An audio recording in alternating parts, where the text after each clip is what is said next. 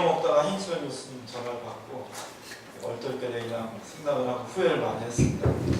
제가 LCC 근무할 때 세브란스 병원 직원들 채플의 전화를 초청해 주셔서 그 은혜를 갖고자 그냥 얼떨결에 대답을 했는데 와서 보니까 그에 제가 뭘 얘기해야 될지 좀 서먹해지기도 하는데요.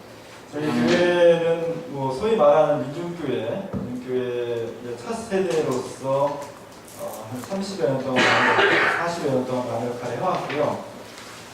그 역할이 어떤 의미가 있었고 어떤 과제를 가지고 있는지 목회자 한 사람으로서 영역들을 함께 나누는 그런 자리가 됐으면 좋겠다 생각을 해서 함께 했습니다. 저희 교회는 아시는 것처럼 성남 지역에 1973년도에 설립이 됐고요. 성남이라는 데가 그 서울에서 그 빈민들을 다 내쫓은 거예요. 그래서 우리는 남양만으로 갔고 한 번은 성남, 옛날에는 광주 지역이었고요. 70년도에 전태일 사건이 있으면서 이 땅의 민중들에 대해서 눈을 뜨기 시작했고 72년도에 유신헌법이 선포됐으니까 사실은 민중과 독재의 그 사이에 여러 가지 일들이 있었는데 그 중에 하나가 71년도에 있었던 광주 대단지 사건입니다. 서울에서 올라온 사람, 쫓겨난 사람이 이렇게 다 천막을 치고 살았고요. 이 사람들이 견디다 못해 71년도에 대규모 집회를 엽니다. 71년도 상황에서는 민중들이 억압당하고 있다가 집단으로 항거한다는 것이 잘 꿈을 꿀 수 없는 그런 시대인데 떴으면 좋겠는데 뜨거워. 성남 보시면 알겠지만 지금도 이런 산들이 전부 다 집들이 꽉 차 있어가지고요. 성남의 운전면허증은 정부에서 알아줍니다. 그 겨울 학생들 보면 이 꼭대기에 막 이거 더 높은 꼭대기까지 집들이 꽉 차가지고 좁은 골목에 어떻게 차를 주차시키고 빼는지 참 신기할 정도로 그렇게 완전히 달동네에 있는 지역이고요. 이런 데 사는 사람들이 거의 10만 이상이 모여 살다가 아무런 어떤 편의시설이 없는 거예요. 특별히 그 서울로 다 일자리를 가야 되는데 버스 한 대가 하루에 6번인가 밖에 안 다녔습니다. 그러니까 이제 생계가 곤란해지니까 3만, 5만, 10만이 모여서 대중 폭동을 일으켰고 한 일 만에 이제 그 해결이 되었지만 그 사건이 70년대 초반에 전태일 사건 이후로 굉장히 큰 사회에 충격을 주었던 그런 사건입니다. 그것을 보고 한국 개신교의 지도자들이 이러한 현실에 대해 교회가 어떻게 응답할 것이냐라고 한 것이 주민교회의 태도입니다. 73년도에 도시 수도권 특수 선교회라는 박형규 목사님, 돌아가신 박형규 목사님, 권우경 목사님 이런 분들이 중심이 돼서 당시 이해학 전도사를 젊은 전도사를 광주 대단지 사건 그 지역에 파송을 해서 교회를 해라 이렇게 시작된 것이 성남 주민교회고요. 저희가 올해는 44주년을 3월 1일 날 맞이하고 있습니다. 매해마다 저희는 기념 강연을 하고요.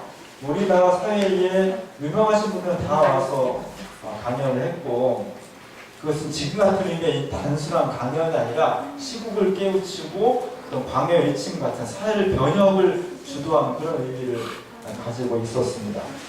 저희 성남 주민교회는 처음 시작할 때부터 기존에 뭐 교회를 세워서 전도를 하고 뭐 교회를 불리고 뭐 이런 것이 아니라 지역 사람들의 요구가 무엇인지를 캐치해서 그것을 기독교적으로 응답하는 것을 교회 출발점으로 삼았던 거죠. 그렇게 40년 정도를 넘게 해왔을 때 저희가 성과들이 있습니다. 71쪽, 자료 71쪽에 보면 여러 가지 성과들이 있는데 그 중에 하나는 가장 큰 것은 주민신협입니다. 오늘 제가 주민신협 정기총회에서 축사를 한 거라고 좀 늦었는데 주민신협을 저희가 1979년도에 설립을 했습니다. 처음에는 그 구건물 사무실에 책상 하나 놓고 시작을 했는데 교인들 45명이 1,000원씩 걷어가지고 47,500원을 가지고 시작을 했습니다. 왜냐하면 가난한 사람들은 그거 대출 안 해주니까 우리가 뭐 그런 거죠. 그래서 그걸 시작을 해서 현재 오늘 제가 정기총회 해보니까 현재 조합원이 15,000명이고 신협의 자산이 2,500억이 되었더라고요. 전국에 있는 신협 중에 한 50개 정도 되는 신협이고 언론에 많이 소개가 됐고요. 그런 신협을 통해서 가난하고 힘든 사람들이 큰데 의지하지 않고 자기들끼리 협력하고 신뢰해서 새로운 가정과 사회를 꿈꾸는 그런 작업을 했습니다. 이건 이제 새로 신협 이사한 곳이 6층짜리 건물인데 성남에서 그래서 매입을 했고요. 특별히 주민 신협이 모델로 삼는 것은 스페인의 몬드라곤 공동체입니다. 몬드라곤 공동체가 금융을 기반으로 해서 사실 은행이라는 것이 막강한 힘을 가지고 있는 거예요. 남의 돈을 다 모아서 얼마든지 사용할 수 있으니까 그것을 선한 데 사용해야죠. 그래서 특히 교육, 빈민, 문화, 청소년 뭐 이런 것에다가 금융 자금을 활용하는 그런 것을 꿈꾸고 있습니다. 지금은 이제 우리 교회로부터 법적으로 독립돼 있어서 저희 신협 핵심 멤버들은 교회 사람들이 가지고 있지만 법적으로는 사회 개방 그런 형태입니다. 또 하나는 주민 사협인데요. 90년대 저희가 JPR 시대가 한국사에 있으면서 창조 질서의 보존이라는 것이 신학적으로 굉장히 중요한 과제가 되었습니다. 그래서 생산자는 좋은 원료를 사용해서 생산하고 그것이 팔리지 않으면 다 망하는 거니까 소비자들은 그 생산자의 판도를 열어주면서 건강에 좋은 것을 먹는 이것이 유기적으로 연관되면 창조 질서를 보존할 수 있다고 해서 생협을 만들었고요. 지금은 한 4개 정도 성남시에 그런 분점을 두고 있는데 이것도 교회로부터 독립해 나갔습니다. 왜냐하면 한 30년 하다 보니까 여러 가지 어려운 점들이 있고 하나의 이런 협동조합을 만들어 운영한다는 게 보통 일은 아니더라고요. 그래서 어쨌든 내적으로는 교회랑 계속 관계를 가지고 있습니다.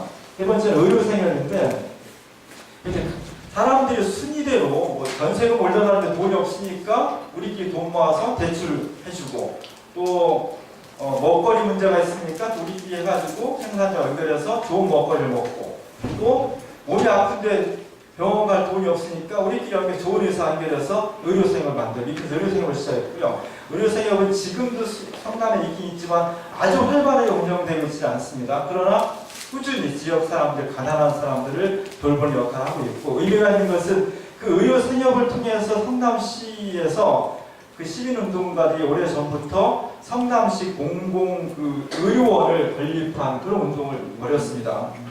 근데 시의료라는 게 운영이 되게 어려워요. 그러다 보니까 진주의료 같은 게 다 폐쇄를 하는 것처럼 어렵기 때문에 폐쇄하는 성남에서는 지금 이런 조감급의 굉장히 대규모 성남시 의료원을 건립중했습니다. 지금 우리 교회 바로 옆인데 현재는 많이 올라와 있어요. 이 정도로. 내가 옛날 시청 있던 자리 우리가 문화회가 있던 자리인데 시청이 크게 옮겨가면서 다 털어가지고 우리를 대규모 서민들을 위한 공공시 의료원을 짓는 겁니다. 우리 교회는 요즘에 있습니다. 바로 옆에 이게 있게 되고요. 이런 걸 통해서 우리가 의료 생협을 통해서 그걸 자체로 큰 결실을 얻지 못했지만 성남 시민들의 의료 활동을 도와주는 결실로 맺었다는 거고 선거하면 이재명 시장이 이 운동을 하다가 수배를 받아서 도망을 다녔습니다. 저희 교회 지하에서 숨어 있다가 내가 직접 시장에 나가 정치를 해야 돼 이런 결심을 하고 오늘날 대통령 후보까지 된 거죠. 주민교회 교회에 교회는 지금 우리 교회 분당 우리 교회는 뭐 이렇게 나오지는 않고 분당에 숙소가 되어 있습니다. 또 하나는 저희가 이주민 선교인데 저희가 94년도부터 성남 지역에 공장이 있었고 여러 가지 이주민 외국인 노동자들이 와서 채굴, 인권 탄압, 산재 이런 것들을 가지고 하소연할 데가 없으니까 우리가 김현성 목사님 중심으로 해서 외국인 노동자 상담소를 열었고요. 지금 있는 건물 말고 옛날 건물 지하에 넓은 교육관이 있었는데 여기 네팔 사람 무슨 인도네시아 여러 사람이 와서 수십 명이 살았어요. 그게 보통 일이 아니었어요. 저는 구경하면서 이렇게 봤는데 문화가 다르니까 거기서 냄새도 좀 나고요. 싱크대에다 올라오고 발 씻고 교회 앞에서 담배 피우고 술 먹고 이래가지고 사실은 갈등이 있었지만 잘 참아줬어요. 그들을 잘 돌보고 참아줘서 나중에 이제 저희가 두 가지 이주민 선교를 나누게 됩니다. 하나는 제가 지금 운영하는 것은 이주민 센터라는 건데요. 여기는 이주민들 중에서 미등록, 옛날 같은 불법 치료자 이런 사람들을 돌보고 중국 동포들의 쉼터를 제공하고 있고요. 또 하나는 합법적으로 성남시에서 외국인 복지지원센터라는 것을 종식적으로 만들어서 다 지원줘요. 그걸 저희가 위탁을 받아 지금 5년째 지금 운영을 하고 있습니다. 그래서 이주민 선교는 미등록과 중국투표 쉼터가 한 굴레고, 또 한 굴레는 합법적인 이주민들의 재활과 노동자 선교가 두 굴레로 지금도 계속 운영을 하고 있습니다. 네 번째는 저희가 태평 3동에 복지관 하나 시에서 위탁받아서, 여기 복지관 안에는 이렇게 어르신들이 한 130명 정도 매일 와서 무료 급식을 하고 있고요. 또 한 50명 정도 되는 어린이 유치원이 있고, 빨래방도 있고, 공부방도 있고, 큰 규모는 아니지만 그쪽 지역이 가난한 지역이기 때문에 그런 것을 시에서 위탁받아서 운영을 하고 있습니다. 그 다음은 우리 교회가 전에 옛날 그 건물에서 최근에는 이렇게 제가 오기 직전에, 제가 2013년 12월 달에 왔는데 2013년 봄에 한 1년 반 동안 이런 건물을 졌어요. 그래서 지하 1층에 교회가 들어가고 지상은 주차장이고 사무실과 주거 공간이 있는데, 저희 교회 오래된 꿈이 공동체예요. 공동체를 하기 위해서 땅도 많이 보러다니고 어떻게 할까 연구도 많이 했는데 사실 여의치가 않아서 도시에다가 도시 공동체라는 것을 줘서 4층부터 11층까지는 주거민들이 살고 있습니다. 아직 해결은 잘 안 됐지만 이 사람들 어떻게 남남이지만 서로 공동체를 엮어서 하나의 삶을 열어갈 수 있을지가 제 주어진 과제인데 쉽지는 않습니다.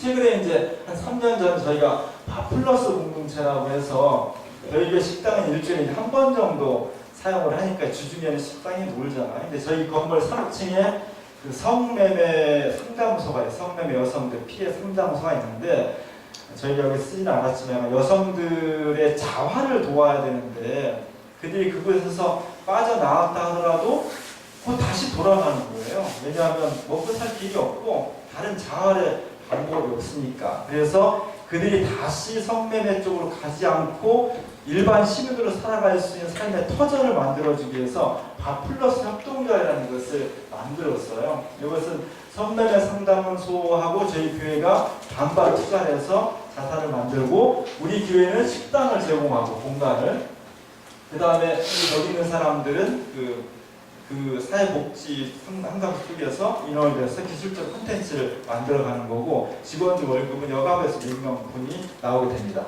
잘 돼서 이번에 만 3년 만에 이것이 독립을 했어요. 며칠 전에 독립을 해서 별도 공간으로 이사를 가서 더 많은 활동을 할 수 있도록 했습니다. 저희로서는 불편한 점도 있었지만 굉장히 의미 있는 일이었고, 하나의 새로운 자활단체를 인큐베이팅했다는 교회에서 그런 어떤 보람을 가졌습니다. 그리고 마지막으로는 저희가 이거 말고도 사실 우리 교회는 사실 정치지향적인 운동 교회이기 때문에 성남시나 전국적으로 여러 가지 세월호 운동 본부라든지 박근혜 퇴직 운동 본부라든지 공공의료 여러 가지 시민 단체에 우리 교인들이 중요한 멤버로서 참여하고 있으면서 지역의 시민 운동을 이끌어가는 그런 역할을 하고 있습니다. 그런 것을 제가 와서 보면서 지금 4년차 목표를 합니다. 장 목사님들랑 제가 이제 졸업해야 될 텐데 당연히 않지만 만 3년을 바라보면서 느낀 저 나름대로의 과제가 72쪽에 기록이 되어 있습니다. 첫 번째는 이제 사회 선교하는 모든 분들의 저는 공통적인 고민이라고 생각하는데, 어떻게 하면 실험에 기초한 운동이 될 수 있을지. 사회 운동을 하려면 사회 선교를 하면 사회를 분석해야 되잖아요. 그래서 이제 사회과학적인 도구를 가지고 현재 우리 사회가 어떻게 구성된 무엇이 과제인지를 발굴해내는, 사회가 없이는 발굴을 못하죠. 문제는 사회과학적으로 사회를 분석하고 문제를 발굴하고 대안을 기술적으로 내야 되는데, 사실 대안까지도 사회과학적으로 내는 경향이 굉장히 강합니다. 왜냐하면 신앙은 바로 우리에게 몸으로 다가오는 것은 아니고 하나님이 손에 잡히지 않고 사회는 솔직히 데이터베이스가 돼 있고 눈에 보이고 손에 잡을 수 있는 것이기 때문에 저는 신앙의 노래가 자꾸 밀리고 있다. 그런 상황에서 어떻게 하면 기독교 정체성을 가지고 있는 정말 사회선교, 하나님 나라 운동이 될 수 있을 것인가가 큰 과제라고 생각을 해요. 그리고 이제 저희가 지역 시민단체랑 같이 일을 하다 보니까 항상 그런 고민인 거죠. 기독교 운동이 여러 시민운동 단체와 함께 사회 민주화 복지를 이루기가 하나의 구멍으로서의 역할을 강요받고 있거든요. 문제는 기독교 운동이 정말 하나님 나라 운동이 우리가 말하는 인권과 민주화와 사회 복지가 다 이루어지면 그럼 다 되는 건가? 상당 부분은 공유하고 있지만 저는 근본적으로 차이점이 있다고 생각을 하고요. 그런 면에서 어떻게 우리가 사회 선교를 감당하지만 거기서 기독교 하나님 나라 운동의 정체성을 확보할 수 있을지 대단히 중요한 과제라고 생각을 합니다. 이것이 허물어진, 이것이 제대로 되어 있지 않으면 기독교는 사회 시민단체 운동에 해소되고 말 거라는 두려움을 저는 가지고 있고요. 그런 면에서 사회선교라는 교회일수록 전통적인 어떤 영성의 훈련, 기도하고 찬양하고 말씀 중심으로 훈련하고 단지 그것이 개인적인 차원에서뿐만 아니라 사회와 역사와 사회 구조적인 차원에서까지 이것을 어떻게 발현시켜 나갈 것인지를 더 많은 고민과 더 많은 연구와 노력을 해야 되는 거죠. 또 하나는 그 1번에 72페이지 4번에 보면 21세기 한국교회는 과거의 교회의 역할에 대한 강박관념부터 벗어난다고 생각을 해요. 80년대까지는 시민사회단체가 별로 없었고 교회가 또 울타리가 되면서 시민운동의 중심에 섰어요. 저희가 대표적인 거죠. 사실 60학년 들었고 80년대 90년 초반까지 성남 지역의 시민운동은 다 저희 교회에서 했습니다. 지금은 90년대 이후로 수많은 시민단체가 만들어졌고요. 어찌 보면 교회와 시민단체가 선의의 경쟁을 해야 되는 그런 관계를 가지기도 합니다. 이런 가운데에서 기독교 운동 교회가 어떤 역할과 자리매김을 할 것인지 그런 것들에 대해서 굉장히 고민을 해야 된다. 오히려 시민단체들을 잘 살려줄 수 있는 그런 역할을 해야 되는 것이 아닌가. 그것이 교회가 시민단체와 구별되는 그런 역할이 아닌가 그런 고민을 하고 있습니다. 아까 지금 말씀드린 것 이거 말고도 사실 저희가 뭐 자활이나 뭐나 많이 했어요. 우리 교회 40년 역사 보면 안 한 게 없어요. 별거 다 했습니다. 별거 다 했는데 이런 거 좀 즉흥적인 거예요. 과제가 딱 있으면 딱 대들어. 딱 저질러 그냥. 근데 지속이 잘 안 되는 이런 것들이 뭐 사회 우리 성남시에서 부지기수로 많아요. 지금도 제가 감당하기 벅찰 정도로 여러 가지를 하고 있는 겁니다. 문제는 이것을 어떻게 선택과 집중을 할 수 있는 것인지 이것을 어떻게 기독교 선교 입장 우리 교회의 규모와 능력과 한계 내에서 정리를 해낼 수 있을 것인지 대단히 그런 고민을 하고 있어요. 그래서 저는 그냥 뭐 개인 성격이기도 하지만 많이 저지를 한 것도 중요하지만 이제는 사회 시스템이나 특히 성남 같은 시장이 그런 마인드를 가지고 있어서 사회복지에 굉장히 많이 쏟고 있거든요. 그런 이제 시민단체가 많이 해도 되고 우리가 정말 해야 될 일들을 아이템을 어떻게 정하고 있을 단계를 거쳐서 실행화, 내재화 시킬 것인지라는 과제가 굉장히 중요하고요. 할 것이 많다 할지라도 우리의 능력을 가지고 그 능력의 범위 안에서 할 수 있는 것이 무엇인지 찾는 것이 중요한 것 같아요. 왜냐하면 아무리 좋은 뜻을 가지고 있어도 그것을 실현해낼 수 있는 힘이 없으면 공허한 거거든요. 교회가 가진 힘은 결국은 사람하고 돈이죠. 사회적 자본 말씀하셨지만 교회에 사람이 있어야 일을 시키는 거고 그리고 자본이 있어야 투여하는 거거든요. 뜻은 너무너무 아름다운데 교회가 사람도 없고 그리고 자본이 떠들려가지고 돈 한번 쓸 때 이러면 아무리 좋은 꿈이라도 펼칠 수가 없는 거거든요. 반대로 또 돈은 무지하게 많은 한국교회가 그것을 하나님 뜻대로 사용하지 않을 때 악마화될 수 있는 거거든요. 이 두 가지 시점을 어떻게 잘 조합해서 온전히 만들어갈 수 있냐 하는 것이 대단히 중요합니다. 저는 우리 교회가 할 일이 되게 많다고 생각해요. 이제 이것을 어떻게 잘 선별해서 할 수 있는 것인지 이것이 대단히 중요하고 그래서 우리 교회뿐만 아니라 은근히 참 진보적인 교회와 교인들의 일반적인 특성이 전도나 이런 것들을 별로 이렇게 안 하려고 하는 더 나아가서는 전도하는 것을 굉장히 무시하고 수준 낮은 신앙이라고 생각을 해요. 그것은 전도하면 예수천당 이게 떠오르고요. 그게 많이 나오고 기도하자는 거 방언하는 것도 이렇게 선입관이 딱 갖춰져 있어서 전통적인 기도와 말씀과 선교 이런 것들에 대해서 너무 부정적이다. 그런 거 부정력을 다 제하고 남는 거 보면 도덕만 남는 거예요. 도덕만 남을 때 결국은 도덕이 일반 시민단체보다 월등한 도덕성을 가져야 되는데 진짜 그러냐? 그러기도 하지만 안 그런 경우도 많이 있습니다.